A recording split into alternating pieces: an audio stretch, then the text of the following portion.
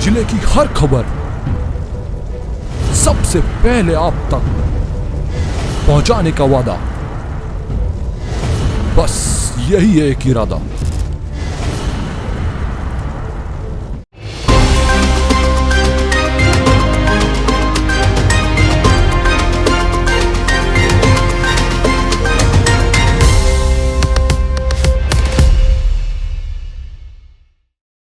नमस्कार, आप देख रहे हैं पद्मेश 24/7 कृष्णा संडे के साथ। चलिए न्यूज बुलेटिन की शुरुआत करते हैं हेडलाइन से।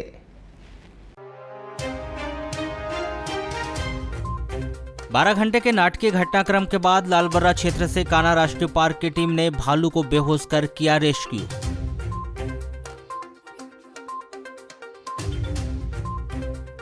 कलेक्टर दीपक आर्य ने प्रेस से की कोविड के विषय में चर्चा, अखबारों में प्रकाशित खबरों पर जताई नाराजगी।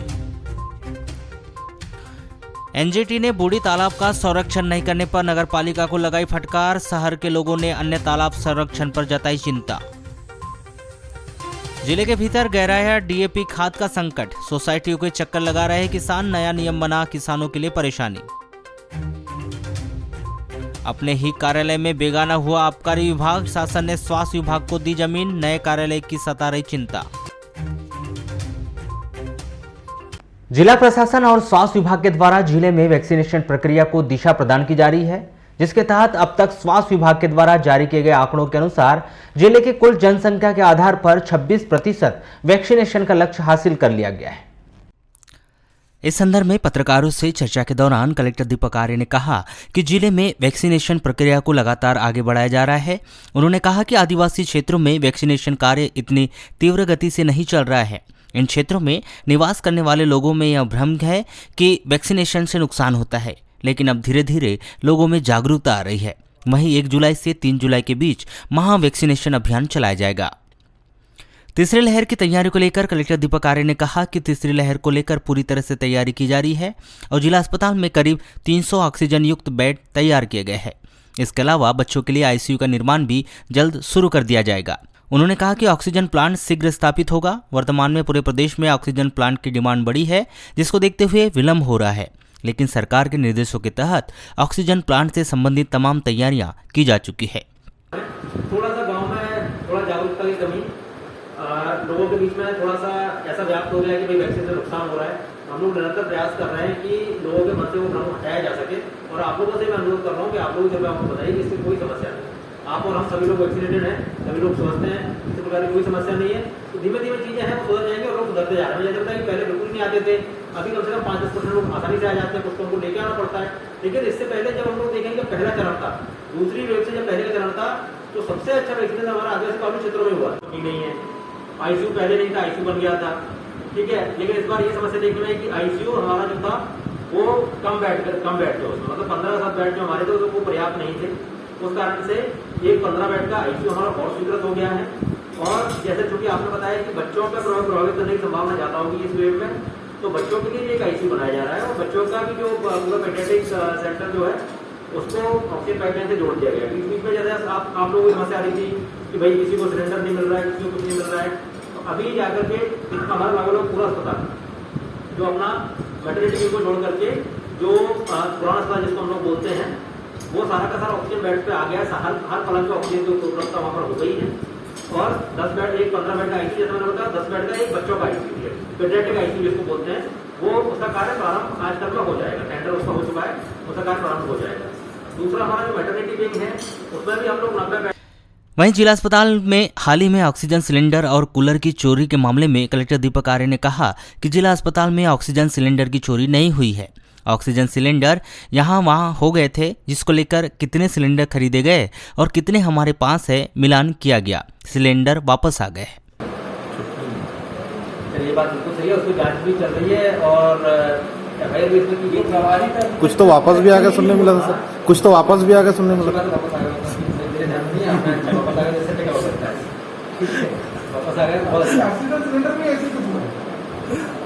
सिलेंडर 25 गायब थे, और कलेक्टर साहब ने जिसको स्वीकार किया कि 25 गायब थे, एफआईआर दर्ज हुई। देखिए एक चीज तो वो कहना कि थोड़ा सा उसको चीजें थोड़ा इसका कंफ्यूजन टाइप भी होगा, तो उसमें ये हुआ था मैंने ऑडिट करवाया था उसमें, मैंने कभी अपने आसपास कितने सिलेंडर खरीदे और कितने सिलेंडर अपने पास हैं, फिर वो गए चोरी नहीं थी। बेसिकली वो बहुत धीमे से एक करके यहाँ वहाँ करके उन्होंने कर दिए, तो उसमें से काफ़ी सारे मिल गए और वापस आ गए। अच्छा, वो ऑडिट वाला पार्ट था हमारा, ये हो सकता है कहीं कोई ऐसी जगह रखा हो जहाँ नहीं रखा जाना चाहिए, है ना, कोई ऐसी जगह रखा हो, कई सारी जगह पर भी ऐसी भी थी जहाँ पे नहीं जाना चाहिए, अस्पताल के बाहर निकल चला गया था, अब वो सारे वापस आ गए। वहीं दुकानों के संचालन के समय अवधि को लेकर उन्होंने कहा कि वैसे तो सरकार के निर्देश है कि रात्रि 10 बजे तक प्रतिष्ठान खोले जा सकते हैं, लेकिन हमारा यही प्रयास है कि समय के पूर्व ही दुकानें बंद हो जाए।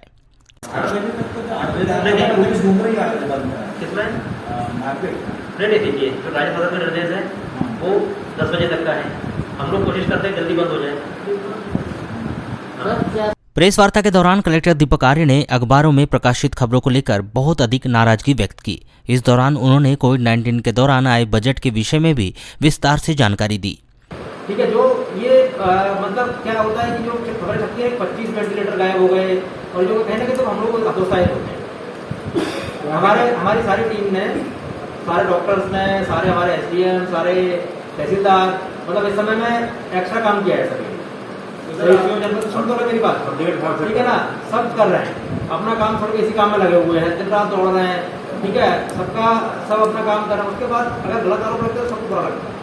एक बात आप बिल्कुल जानकारी लीजिए पूरी, मैं आपसे कहना चाह रहा हूँ कि मैं आपको सारी जानकारी दूंगा, लेकिन आप लोगों को जानकारी आ करके मन गलत बात है, मतलब ऐसी खबरें सरसलिट टाइप की खबरें कि भाई 25 वेंटिलेटर है, 25 वेंटिलेटर दिल्ली में थे ही नहीं, आपको क्या है, आप लोगों का अधिकार है, आप लोग कुछ भी लिख सकते हो, तो गलत है। मैं आप लोगों को लिखने को मना नहीं करूँगा, आप भी लिख सकते हो आप, लेकिन उससे क्या हतोत्साहित होते हैं लोग काम करने में। मैं बिल्कुल आपने ये मन गलत बात है, कहाँ से आएंगे, मैं बिल दिखाऊंगा ना आपको, जो खरीदी की गई है और जो बिल्स आए हैं बिल्कुल देखिए आकर के, जो बोलने वाले हैं उनको लेकर के आइए साथ में। मैं उनको बोल रहा हूँ, चैलेंज करके दिखा रहा हूँ कि उनके उस समय कैसे किया गया है और क्यों कौन सी विधि का पालन नहीं किया गया है उसमें।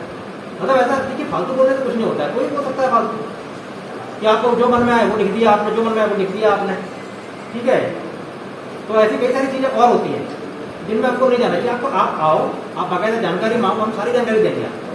अगर आप मुझे पहले पता होता कि आपकी ये प्रेजेंटेशन अभी होने वाला है, तो मैं आपको यहाँ दे देता सारी जानकारी, सारा प्रेजेंटेशन दिखा देता मैं आपको, ठीक है ना, किस प्रकार से मतलब खर्चा किया गया, किस प्रकार से कार्य किए गए। इमरजेंसी सिचुएशन में काम कराना, लोगों को लेकर के आना, वह अपना टफ टास्क होता है। और उसमें ऐसी बात करें कि 30,000 रुपये का ऑक्सीजन सिलेंडर खरीदा गया है पहली वेव में एक भी सिलेंडर नहीं खरीदा गया था, ऑक्सीजन का सिंगल सिलेंडर नहीं खरीदा था हम लोगों ने पहली वेव में, ठीक है ना, जो मतलब बोल रहे हैं। और इस वेव में जो खरीदा गया है, जब इस समय जब क्राइसिस थी, तो हमारा मैक्सिमम जो रेट है वो 16,500 रुपये का है। वो नॉर्मली 14,000 रुपये का आता है, उसको 2,000 रुपये महंगा लेना पड़ा क्योंकि उसमें नहीं मिलता। 16,500 रुपये का सिलेंडर हम लोगों ने लिया है, वो सारे बिल्स हैं हमारे पास।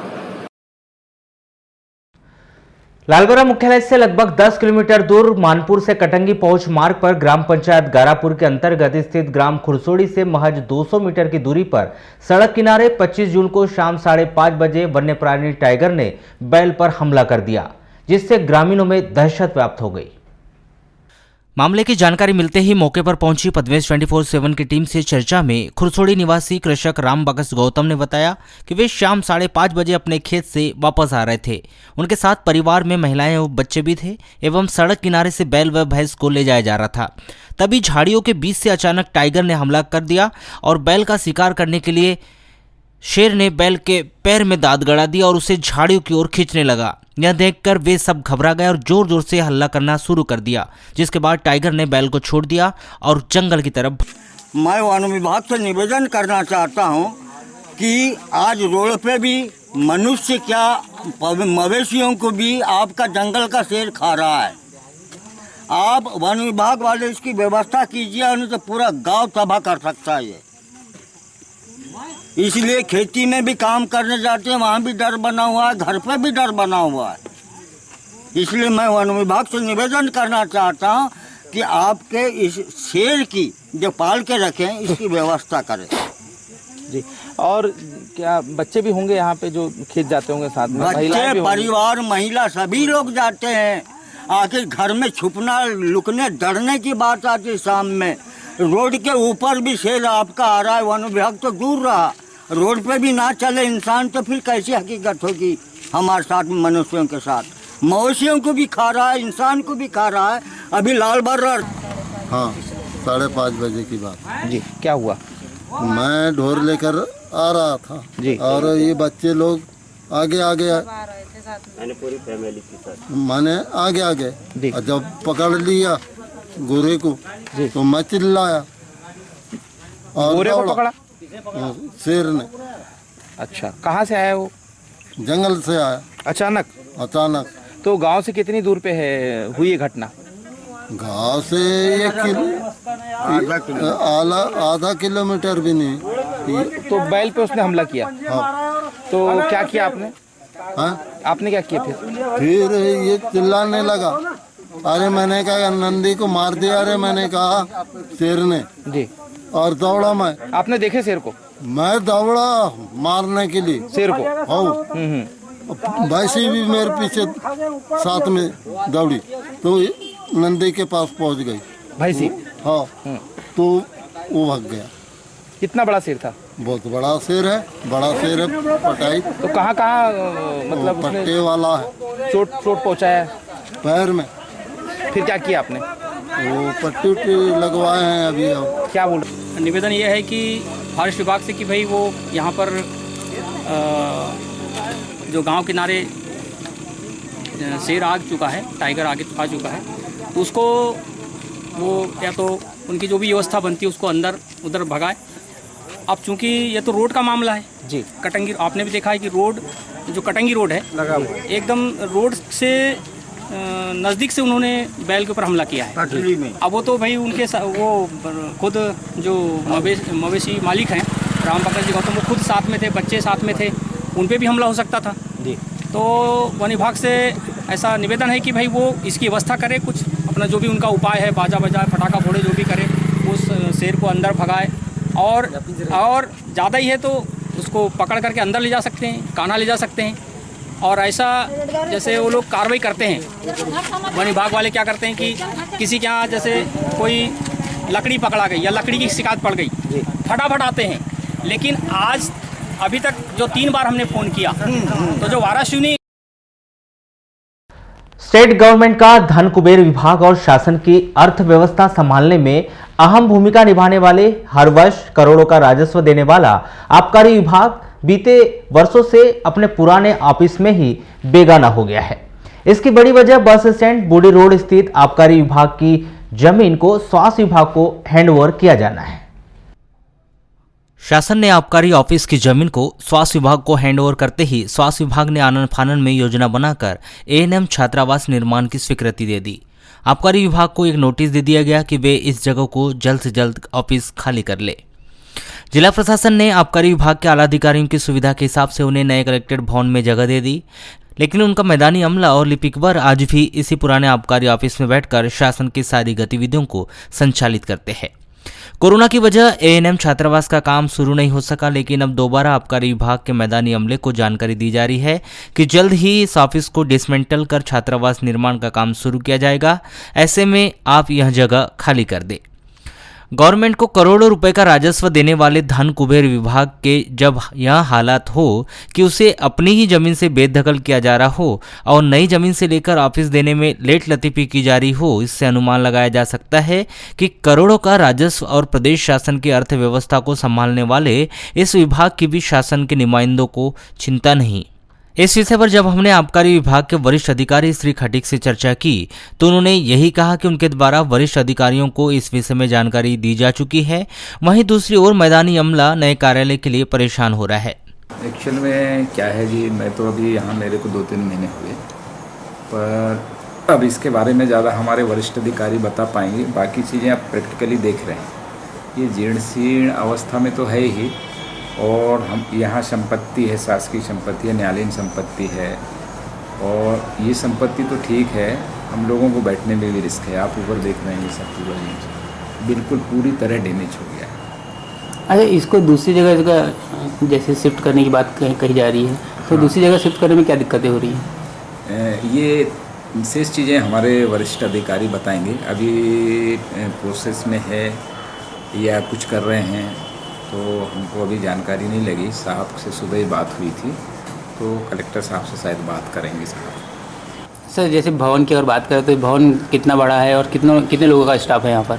यहाँ क्या है, एक कंट्रोल रूम प्रभारी हैं SD सूर्यवंशी साहब, और एक सब इंस्पेक्टर है, एक हेड कांस्टेबल है जो अभी 30 तारीख को रिटायर हुआ है, और 3 आरक्षक हैं। ये सब टैग है और पूरा मकान ही बिल्कुल पूरी तरह, फिर भी नहीं तो ये 90% बिल्कुल डैमेज है। नए भवन की आवश्यकता है। नए भवन की आवश्यकता है, पर्याप्त उसमें जगह हो, स्पेस हो, गाड़ी घोड़ा है। बारिश की शुरुआत होते ही जिले के भीतर खरीफ की फसल, धान की बुआई और रोपाई का काम शुरू हो गया। इसके साथ ही किसानों को अपनी फसल के उत्पादन बढ़ाने के लिए DAP, यूरिया सहित अन्य खादों की जरूरत पड़ने लगी।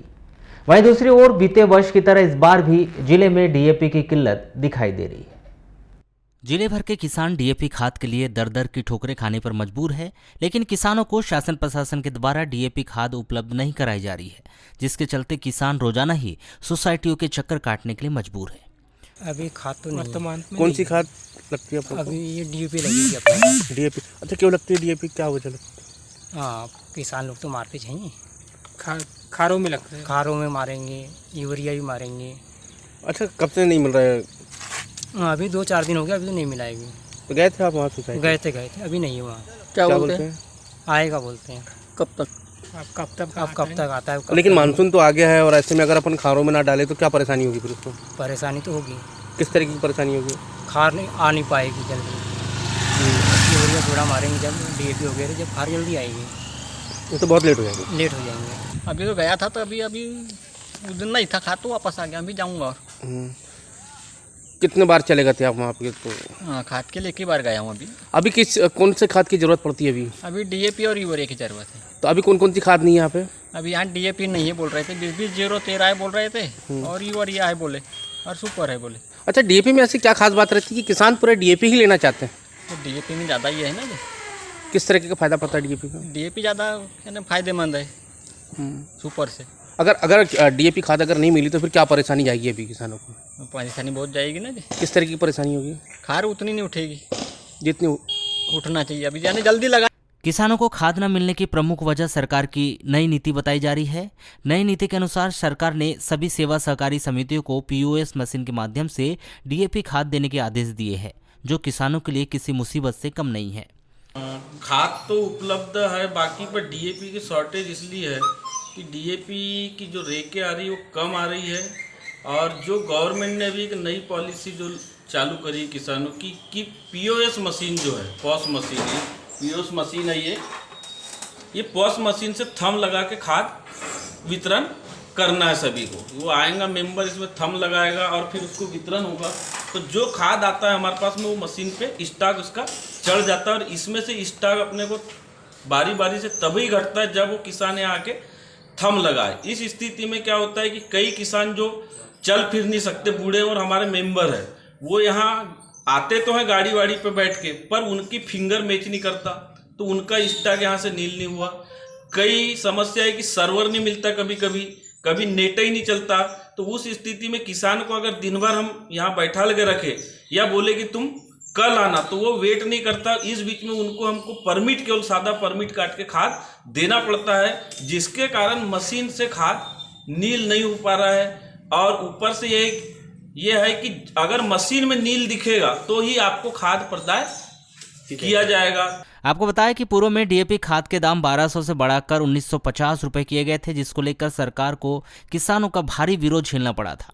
किसानों के आक्रोश को देखते हुए सरकार ने खाद के मूल्य का अंतर स्वयं वहन करने के लिए कहा गया था। वहीं खाद 1950 की जगह 1200 रुपए में सब्सिडी के तौर पर देने की घोषणा कर खूब वाहवाही लूटी थी।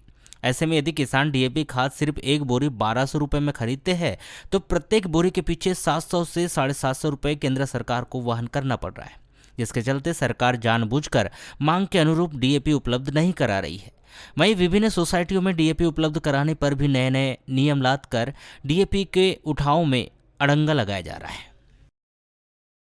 लालबर्रा मुख्यालय से लगभग 6 किलोमीटर दूर ग्राम टेंगनीकला व मोहगांव के बीच रोड में 25 जून को सुबह जंगल से भटक कर आया वन्य प्राणी भालू नजर आने से खेतों में कार्य कर रहे कृषकों व ग्रामीण जनों में दहशत का माहौल व्याप्त हो गया। गांव में भालू की उपस्थिति की खबर जंगल में आग की तरह फैल गई। ग्रामीणों से डरकर भालू एक घर के भीतर चला गया और करीब 12 घंटे के घटनाक्रम के बाद वन विभाग ने भालू को सुरक्षित रेस्क्यू किया। भालू की उपस्थिति पर ग्रामीणजनों के शोर शराबे से भालू खेत के समीप स्थित नाले की झाड़ी में जाकर छिप गया, जिसकी जानकारी वन विभाग के द्वारा वरिष्ठ अधिकारियों को देकर भालू को पकड़ने के लिए कान्हा नेशनल पार्क से टीम को बुलवाया गया। दोपहर 2 बजे कान्हा नेशनल पार्क से रेस्क्यू टीम पहुंची और शाम 4 बजे डॉक्टर संदीप अग्रवाल के मार्गदर्शन में वन विभाग की टीम ने भालू को पकड़ने के लिए रेस्क्यू प्रारंभ किया। टीम भालू को पकड़ने के लिए 4:30 बजे उसके करीब पहुंची थी कि भालू नाले की झाड़ी से एकाएक बाहर निकला और खेतों से सरपट दौड़ते हुए ग्राम बबरिया की ओर चला गया, जिस पर वन अमले के द्वारा कुछ दूर तक उसका पीछा किया गया, लेकिन कुछ ही देर में भालू ओझल हो गया। लेकिन भालू जब बबरिया के समीप पहुंचा तो खेतों में कार्य कर रहे कृषकों में डर का माहौल निर्मित हो गया और आनन फानन में शोर मचाते हुए इधर उधर भागने लगे। इसी बीच भालू ने एक कृषक पर हमला कर दिया और ग्राम बबरिया निवासी चेतन बाई गौतम के मकान के पीछे के दरवाजे से घुस गया, जहां घर के अंदर कोई मौजूद नहीं था। इसलिए तत्काल दरवाजे को बंद किया गया, जहां वन विभाग की टीम ने तत्काल भालू को पकड़ने के लिए रेस्क्यू प्रारंभ कर कान्हा से पहुंची टीम के द्वारा शाम 5:30 बजे ट्रैंकुलाइजेशन किया गया। इसी बीच भालू अचानक मकान से निकलकर बाहर आ गया और एक वन कर्मचारी पर हमला कर दिए जाने से वह भी घायल हो गया, जिसके बाद इंजेक्शन का प्रभाव होने से भालू धीरे धीरे अचेत होता चला गया और शाम 6:15 बजे वन विभाग की टीम ने भालू पर काबू पा लिया।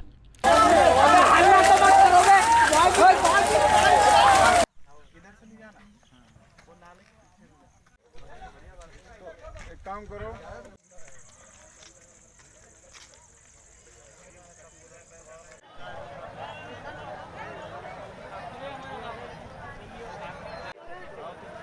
आइए ना, किधर आ रहे तो पानी रोटी में पानी लेके गया था मैं हमने लेके वही थे वो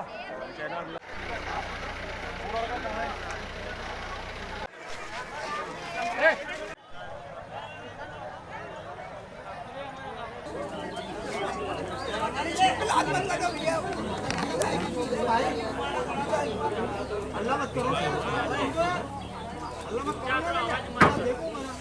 देखो ये हल्ला बस गिर ही रही, बस गिर रही है।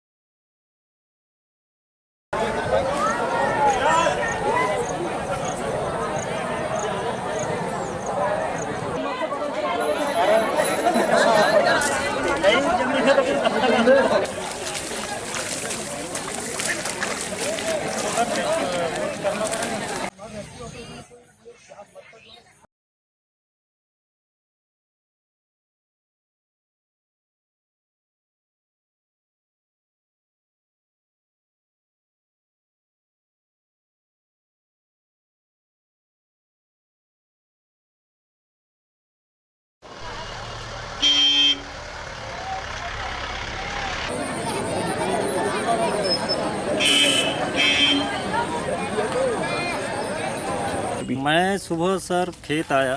कितने बजे की बात है? ये 7:30 से 7:15 बजे की बात है। वहाँ पानी देखने खार पानी है क्या करके देखने आया तो इधर से ये आ रहा था ये जानवर। कौन सा जानवर है ये? वो रीछ है। फिर वो आते में फिर पड़ोस वाले खेत वाले भी थे, धनीराम राहंगडाले जी और वो खिलेश्वर ठाकरे, ये लोग भी, इनका भी पास पड़ोस में ही खेत है। उसके बाद फिर आपने क्या किया? जरा देखे तो। इधर देखे तो हम तो छुप ही गए, मैं तो पैरा के डीग में छुप गया। फिर तो वो इधर से ऐसी भागी है। तो खम्भे में भी चंगी थी क्या? हाँ, खम्भे में यहाँ से चढ़ी है और वहाँ से ऐसी गिरी है यहाँ पे। करंट लगा? अब करंट लगा क्या लगा, मैं तो बहुत दूरी में था, उतने दूरी में था, पैरे के डीग के पास में, वो पैरा का डीग दिख रहा है। उसके बाद फिर उसके बाद में वो ऐसी भागी है। उधर से भी अब सब खेत वाले आ रहे थे।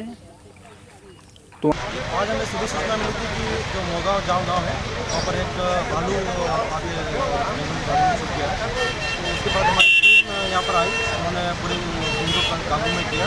तो उसी के साथ में हमने वरिष्ठ अधिकारी को सूचना दी, उसके माध्यम से हमने कान्हा जो राष्ट्रीय उद्यान है वहाँ से एक रेस्क्यू टीम को यहाँ पर बुलाया। रेस्क्यू टीम हमारे यहाँ पर 2 बजे के बीच में यहाँ पर पहुँच चुकी थी। फिर रेस्क्यू टीम ने जब जायजा लिया उसका, लेकिन वो जो भालू है वहाँ से भागते हुए बबरिया गांव में आया और यहाँ पर आकर फिर एक घर के अंदर छुप गया। वहाँ से उसको फिर बेहोश करके ट्रैंकुलाइज करके फिर उसको काबू में किया गया और उसको फिर सुरक्षित उसको रेस्क्यू करके हमारे पास रखा है। अब उसको स्वास्थ्य परीक्षण करने के बाद उसको नजदीकी किसी जंगल में छोड़ा जाएगा। सर कोई कृषक भी घायल हुआ है? हाँ, सूचना मिली कि एक कृषक घायल हुआ है, उसमें जो शासन की क्षतिपूर्ति राशि का जो सहायता होगी उसको देने का प्रयास। अधिकारी भी सर कोई?